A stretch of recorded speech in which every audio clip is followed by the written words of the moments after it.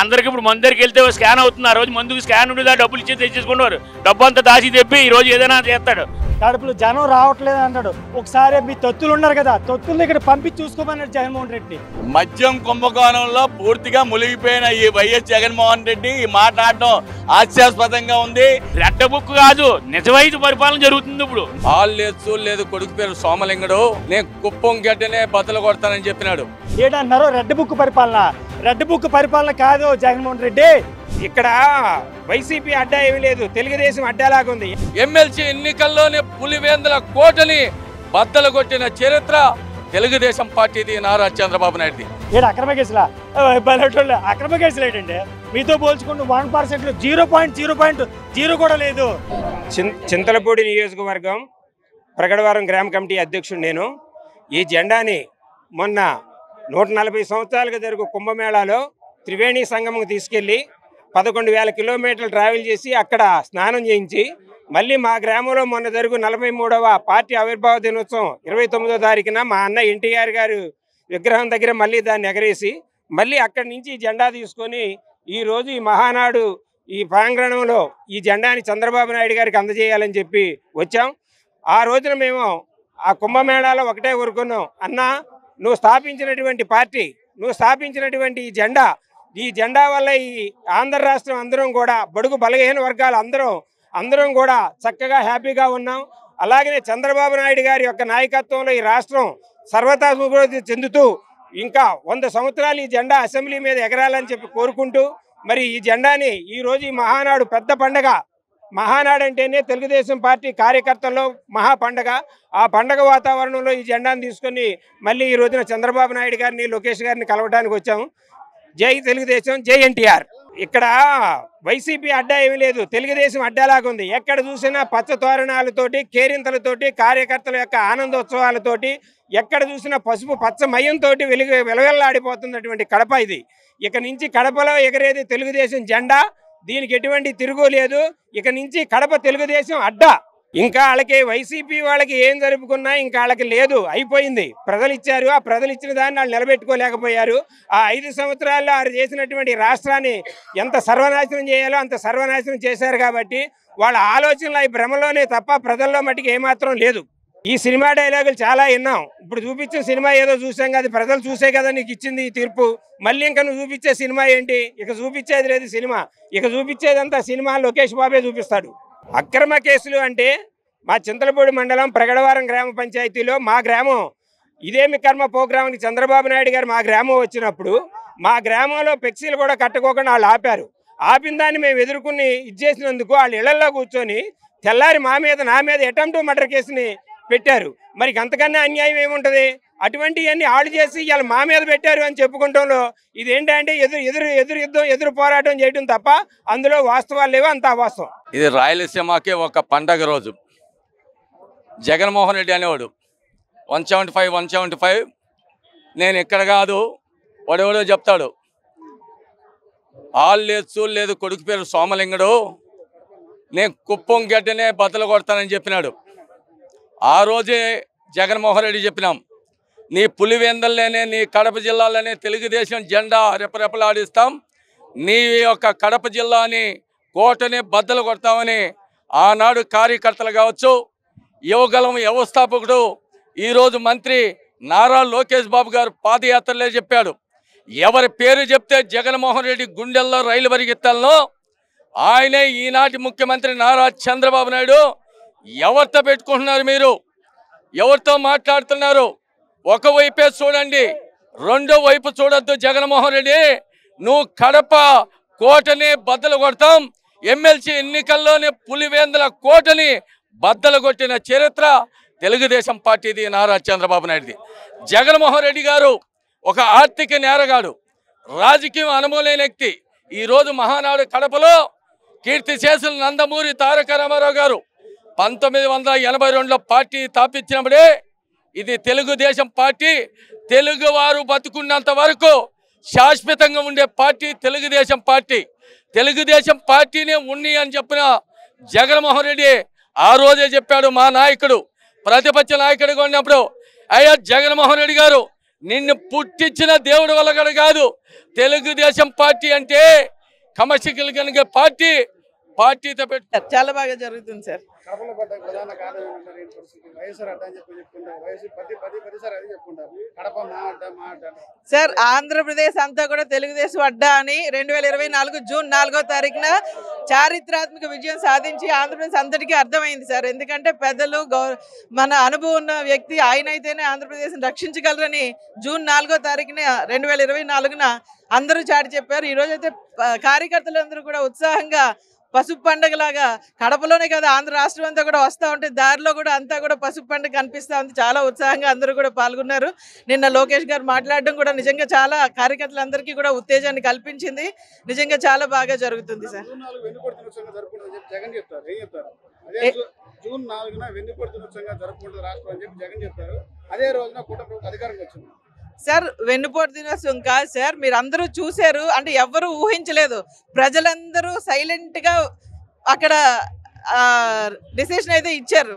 Voting ద్వారా వాళ్ళు సైలెంట్గా ఓటింగ్ ద్వారా నిరూపించారు. ఎందుకంటే చంద్రబాబు నాయుడు గారు అయితేనే రాష్ట్రాన్ని రక్షించగలరు, ఆయన అనుభవంతో నిజంగా ఆయన మన రాష్ట్రాన్ని అప్పుల నుంచి బయటికి పడేయగలరు, పెట్టుబడులు తేగలరు అని చెప్పి నమ్మకాన్ని వాళ్ళు చూపించారు సార్. జనమందరూ కార్యకర్తల కష్టం ఒక ఎత్తు, చంద్రబాబు నాయుడు గారి మీద ప్రజలకు ఉన్న నమ్మకం ఒక ఎత్తు. ఆ రోజు మరి 4వ తారీఖున విజయం సాధించడం అయితే చూస్తాం.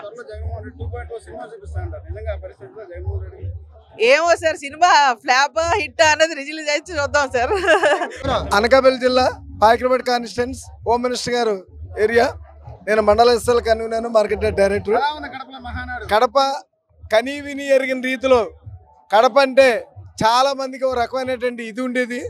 దాన్ని తొలగించి మంచి కార్యకర్తలు ఉన్నారు, మంచి వాటర్స్ ఉన్నారు. కడపలో కూడా మనకంటూ బలం ఉంది అని నిరూపించిన ఇక్కడ ప్రజలకి మా చంద్రబాబు నాయుడు గారికి, మా లోకేష్ గారు అందరూ కూడా చాలా ప్రజలు కూడా హర్షిస్తున్నారు. ఇక్కడికి విచ్చేసినటువంటి కార్యకర్తలు కానీ నాయకులు కానీ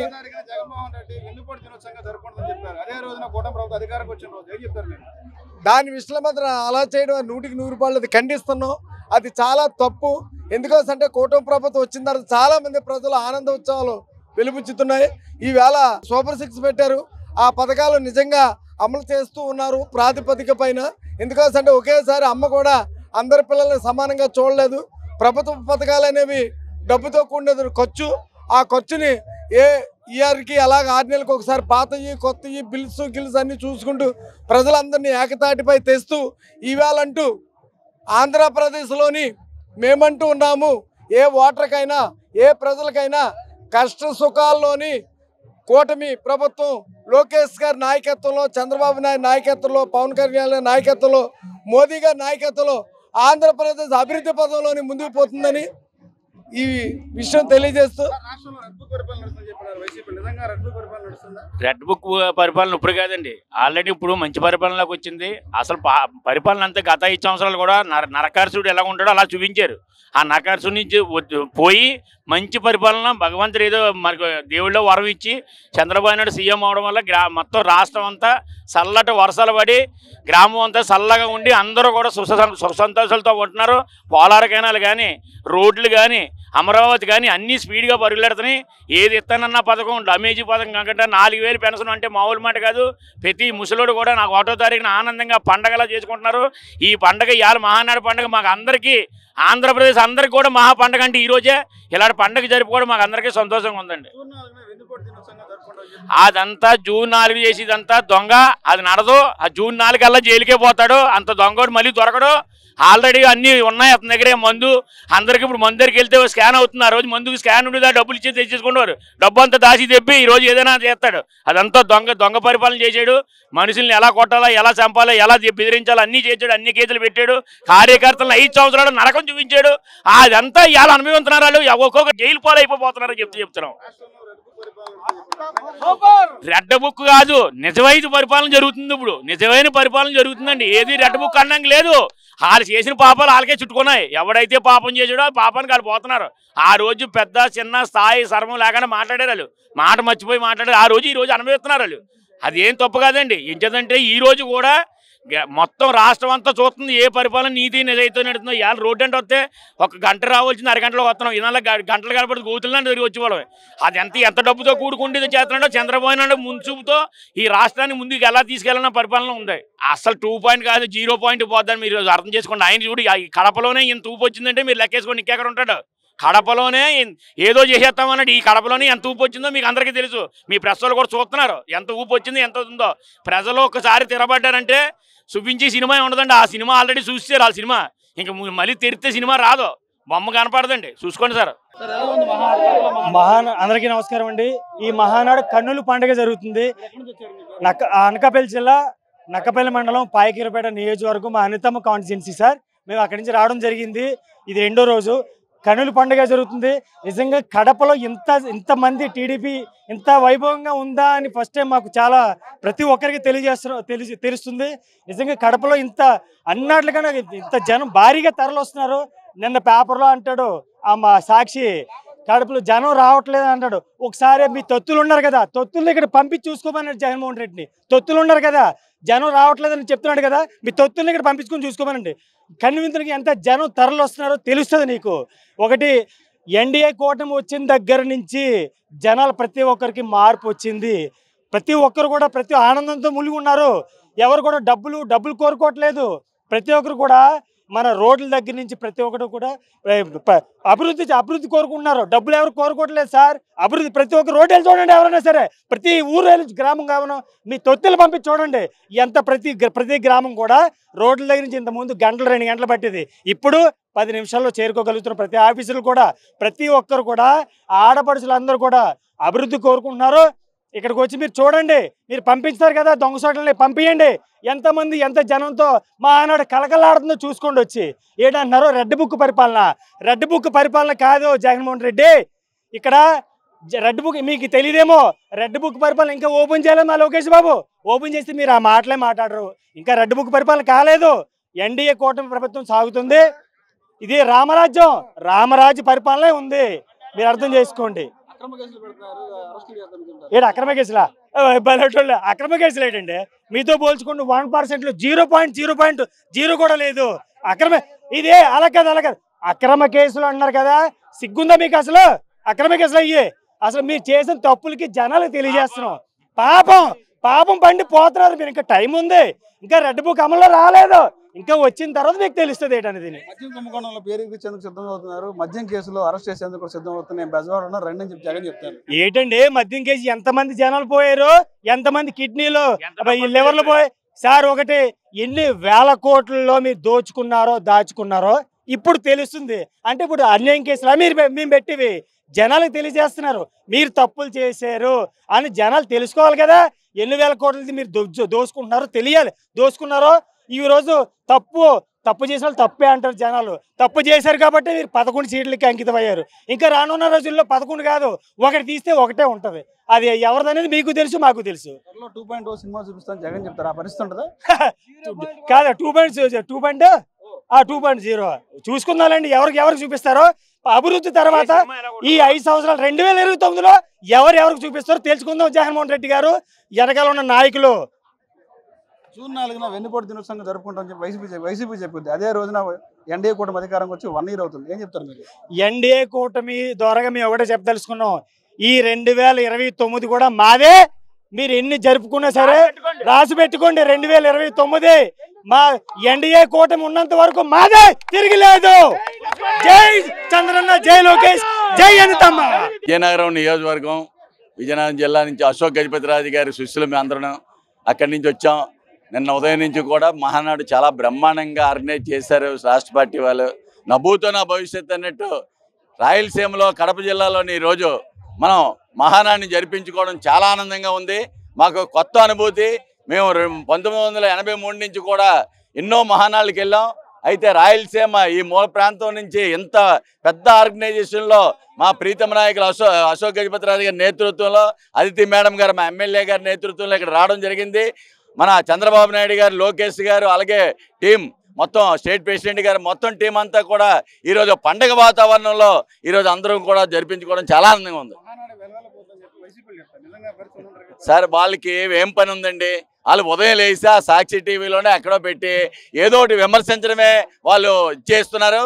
అయితే ఈరోజు ఎప్పుడున్న కడపన అడ్డా అడ్డా అడ్డా అని చెప్పుకునే మనిషి ఈరోజు మనం తెలుగుదేశం అడ్డాగా కడప నిలిచిందని ఈరోజు ప్రతి ఒక్కడు కూడా చాలా సంతోషంగా ఎక్కడ చూసినా ఊరేగింపులుగా వస్తున్నారు. ఈరోజు నిజంగా కడపని ఈరోజు దద్దరిల్లేలా చేసింది తెలుగుదేశం పార్టీ అని చెప్పేసి కూడా తెలియజేస్తున్నాం. మద్యం కుంభకోణంలో పూర్తిగా మునిగిపోయిన ఈ వైఎస్ జగన్మోహన్ రెడ్డి ఈ మాట్లాడడం హాస్యాస్పదంగా ఉంది. గత 5 సంవత్సరాల్లో రాష్ట్రాన్ని పూర్తిగా సర్వనాశనం చేసి అధోగతి పాలు చేసి పాతాళంలోకి పంపించాడు. ఈరోజు పెద్ద కబుర్లు ఆడుతున్నాడు గెస్ట్ హౌస్లో కూర్చొని. ఇది నువ్వు రా ప్రజల దగ్గరికి వచ్చి చెప్పు, వస్తే నీ తాలూకు బండారం బయటపడుతుంది. అంతేగాని నువ్వు ఏసీ రూమ్లో కూర్చొని స్టేట్మెంట్ ఇస్తే చాలదు. నువ్వు నీ వెనకాతలు నా కొడాలి నాని కానీ ఈ రోజా కానీ ఇలాంటి వాళ్ళందరూ కూడా మీరు ప్రజల దగ్గరికి వస్తే తిప్పి తిప్పి కొట్టి పంచిలు ఎవడగొట్టి పంపిస్తారని చెప్పేసి కూడా ఈరోజు తెలుగుదేశం కార్యకర్తలు ఉంది. సార్ వెన్నుపోటు ఇవన్నీ కూడా చాలా తప్పుడు వ్యవహారం. పార్టీ ముఖ్యం.